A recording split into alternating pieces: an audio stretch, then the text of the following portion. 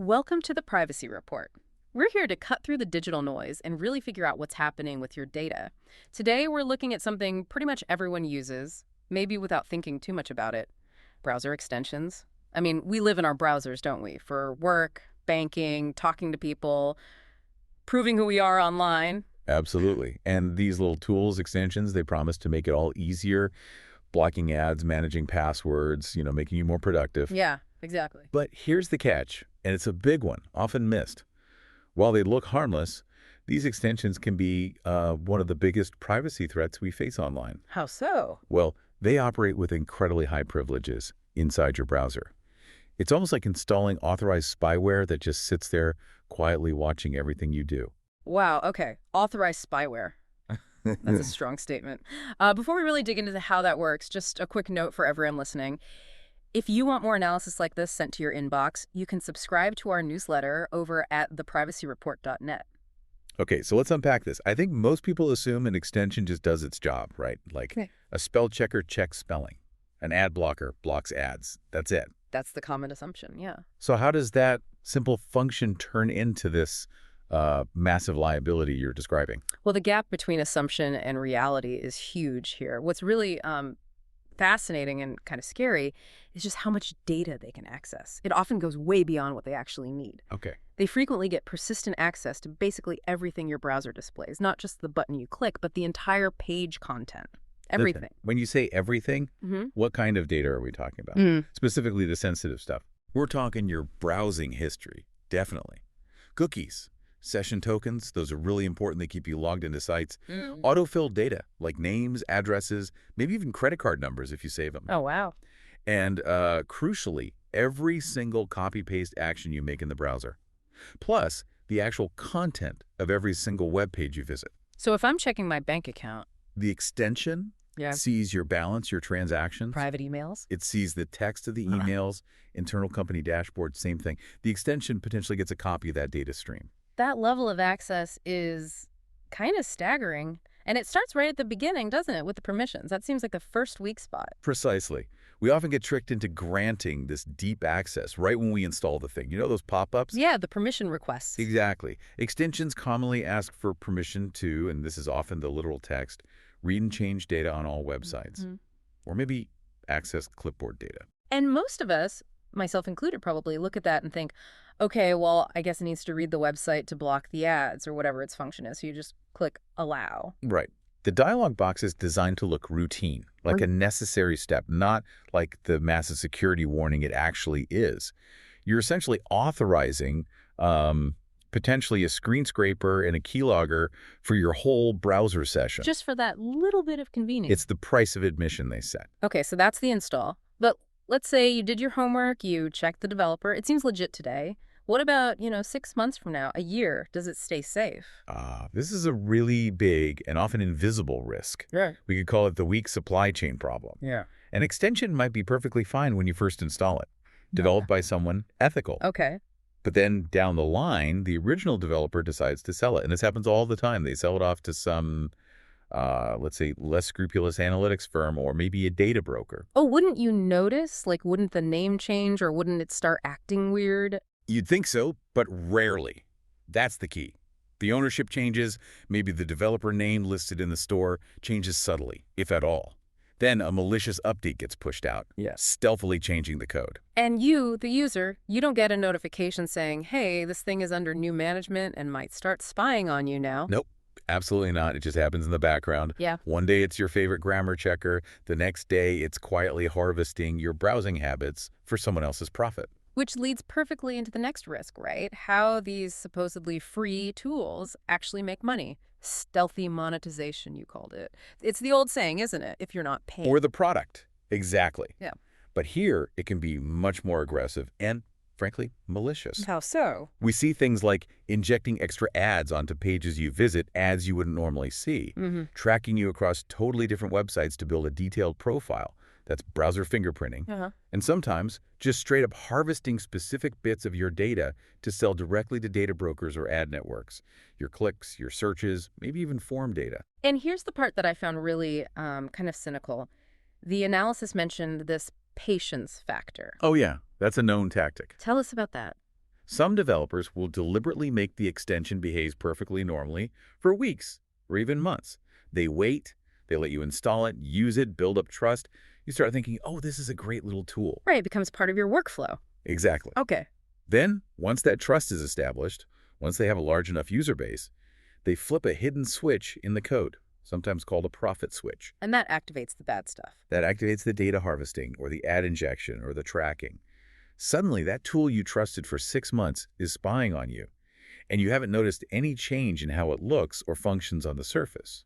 It's exploitation, but done patiently. So if the developers can be shady and the updates can be malicious, well, what about the stores? Google, Mozilla, Microsoft, they have these official extension stores. Don't they review these things? Isn't there some safety net there? That's what they want you to believe, certainly. They do have review processes, but the unfortunate truth is they're often pretty superficial. Meaning they might catch really obvious malware, maybe, but they often fail to keep up with the more sophisticated, sneakier attackers, the ones who hide malicious code or use that patience factor we just talked about. So bad stuff gets through. Oh, absolutely. Yeah. There are numerous documented cases of malicious extensions racking up millions, literally millions of installs before they get caught. Millions of people just granting that level of access. Millions. And here's the kicker. They often aren't discovered by Google or Mozilla themselves. Who finds them then? Usually, it's independent security researchers who stumble upon them and raise the alarm. The stores act more like distribution platforms than effective gatekeepers, sadly.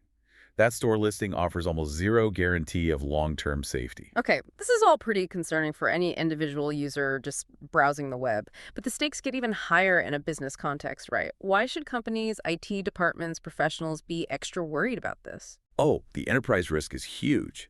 Exponentially larger, really. Think about it. In a company, employees are accessing sensitive customer data, proprietary documents, internal systems, financial dashboards. Right, the crown jewels, basically. Exactly. Now imagine just one employee installs one of these compromised extensions on their work machine. That single extension could potentially leak critical internal data, intellectual property, customer lists, even crucial login credentials for corporate systems. It makes sense. We treat them like little decorations for the browser, like changing the theme or something. But really, they're software with deep system access running right there alongside potentially sensitive corporate data. Precisely. And this isn't just theory. We know extensions have been used as the entry point, the initial foothold in multiple significant high-profile data breaches. Why? Because they're often unmanaged, unmonitored, flying under the radar of traditional security tools. So, okay, given all this, what do we do? It sounds like we need a totally different way of thinking about these tools. Convenience isn't free, clearly. Absolutely. It demands a real mindset shift. Viewing extensions not as default helpful tools, but as potential risks until proven otherwise. And that leads to some practical steps. What are they? First, and maybe most importantly, use as few as possible. Really minimize your reliance on them. Okay, but what does that look like? Does that mean I have to delete my password manager extension, which feels essential? Good question. It means you should actively look for alternatives first. Yeah. Can your browser do the same thing natively? Many browsers now have built-in password managers, dark modes, tab organizers. Okay, so if the browser does it, use the built-in feature instead of adding an extension. Exactly. Or consider standalone applications. Instead of a browser extension for taking notes, maybe use a dedicated desktop app. That keeps the data separate from your browser activity. Got it. Minimize first. What's next? Second, you need to perform regular audits. The audit, let's call it, look at the extensions you do have installed. How often should you do that, and what are you actually checking for? I'd say at least once a month, maybe more often if you're handling very sensitive stuff. Ask yourself 3 key questions for each extension. 1, am I actually still using this thing? Be honest. Right. 2, does it genuinely need all the permissions it asked for? Go back and check those permissions. Does your theme changer really need to read data on all websites? Probably not. Makes sense. And third, this is important given the supply chain risk, has the developer changed? Has the company listed as the owner changed recently? You might need to check the extensions page in the store, look at its history, or visit the developer's website. If anything seems off, or if you don't use it, or if the permissions feel excessive, remove it. Just get rid of it. Okay. Audit regularly. What else? Third recommendation, prefer open source extensions when possible. Now, open source isn't automatically safe, right? No, it's not a silver bullet, but it offers a significant advantage: transparency. With open source extensions, the code is publicly visible. So anyone can look at it. Yeah, security experts, other developers, even curious users can inspect the code to see if it's doing anything sneaky or malicious. You simply can't do that with closed-source proprietary extensions where the code is hidden. That transparency is a big plus. Okay, prefer open source. Number 4. Fourth, use the restrictive access controls that modern browsers offer. Chrome, Firefox, Edge, Tagel, they all have settings for this now. What does that let you do? It lets you control when and where an extension is allowed to run. You don't have to give it access to everything all the time. Ah, so like I could tell my shopping coupon extension it should only run when I'm actually on Amazon or whatever and be disabled everywhere else. Precisely that. You should absolutely go into your browser settings and specifically restrict or disable extensions on sensitive sites. Your bank's website, healthcare portals, corporate login pages, internal tools, anywhere you handle high-value credentials or data. Limit their runtime to only the sites where they are truly needed. That's a really practical tip. Okay, what's the last one? And finally, kind of the gold standard for maximum security, especially for critical tasks: dedicated browsing. What do you mean by dedicated browsing? Like a different browser? Exactly. For those really sensitive activities, online banking, accessing critical client data, managing corporate admin panels, HR stuff, payroll, use a completely separate browser. Maybe a different browser application altogether, or even just a separate browser profile. And the key is? The key is that this dedicated browser has 0 extensions installed. None. A completely clean, unextended browser environment.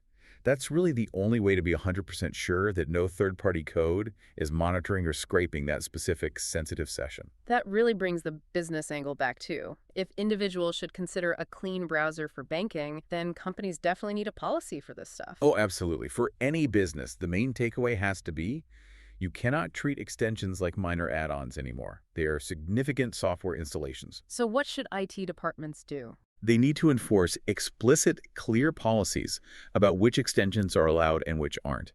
And critically, they should use enterprise browser management tools, which are available to actively block the installation of unapproved extensions on company devices.